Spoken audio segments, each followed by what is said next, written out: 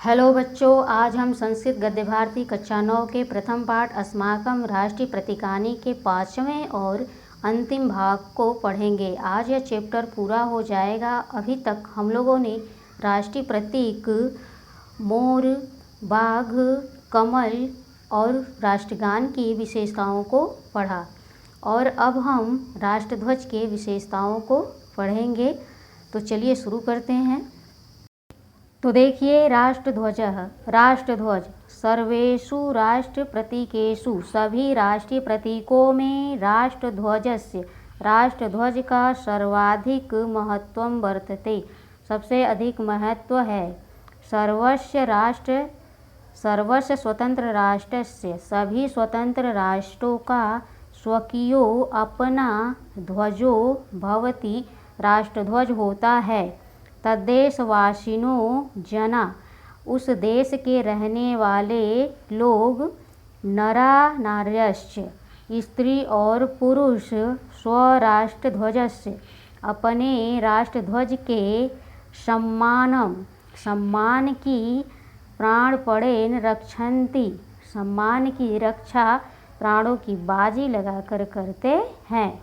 प्राणपण से अपने राष्ट्रध्वज की रक्षा करते हैं।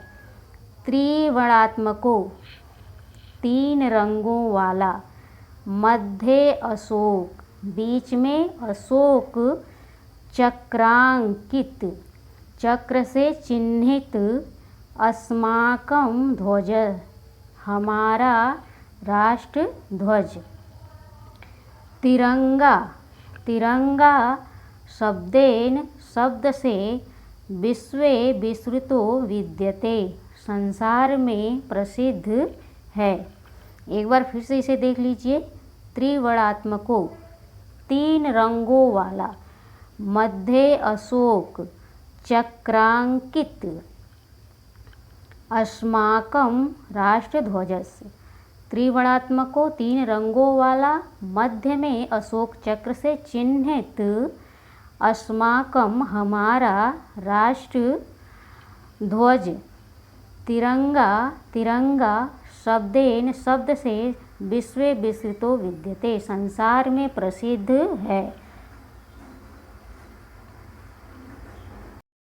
तो आगे देखिए, ध्वजस्य अधोभागः, ध्वज के नीचे, हरित वर्णात्मक, ध्वज के नीचे का हरे रंग का भाग, सुख समृद्धि विकासानां सूचकः, सुख समृद्धि और विकास का सूचक है। ध्वज के नीचे का हरे रंग का भाग सुख समृद्धि और विकास का सूचक है। मध्य भागे, बीच में श्वेत वर्ण है। मध्य भागे, बीच में सफ़ेद रंग, मध्य भागे श्वेत वर्ण, बीच में सफ़ेद रंग। ज्ञान, सौहार्द, सदाशय आदि सद्गुणानां द्योतकः, बीच में सफ़ेद रंग ज्ञान, मैत्री, सदाशयता आदि उत्तम गुणों का बोधक है। ऊर्ध्वभागे च, ध्वज के ऊपरी भाग पर, ऊर्ध्वभागे च, ध्वज के ऊपरी भाग पर स्थित गैरिक वर्णः, केसरिया रंग, त्याग, शौर्यस्य, वीरता च बोधक, त्याग और वीरता का सूचक है। ध्वजस्य मध्य भाग स्थितः, ध्वज के मध्य भाग में श्वेत वर्ण मध्ये, सफ़ेद रंग के बीच में, श्वेत वर्ण मध्य स्थित, सफ़ेद रंग के बीच में स्थित अशोक चक्रम, अशोक चक्र, धर्मस्य, धर्म, सत्यस्य, अहिंसा च प्रत्यायकम्, धर्मस्य, सत्यस्य, अहिंसायाश्च प्रत्यायकम्। फिर से इसको पूरा वाक्य देखिए। ध्वजस्य मध्यभाग स्थितः, ध्वज के मध्य भाग में, ध्वज से मध्य भाग स्थित है, ध्वज के मध्य भाग में स्थित श्वेत वर्ण मध्य सफ़ेद रंग के बीच में स्थित अशोक चक्रम, अशोक चक्र धर्मस्य धर्म, सत्यस्य अहिंसायाश्च, सत्य और अहिंसा का प्रत्यायकम विश्वास दिलाने वाला है। चक्र में चतुर्विंशति शलाखा, चक्र में 24 रेखाएं पृथक अपि अलग होती हुई भी चक्रमूले एकत्र संबद्धा, चक्रमूले एकत्र संबद्धा, चक्र के मूल में एक जगह जुड़ी हुई। भारत में भाषा धर्म जाति वर्ण लिंग भेदेषु सत्स्वपि, भारत में भाषा धर्म जाति वर्ण लिंग के भेदों के होते हुए भी भारत एक राष्ट्र है। भारत एकम राष्ट्रम इति, भारत एक राष्ट्र है। द्योतयन्ति इति, द्योतयन्ति ऐसा सूचित होता है।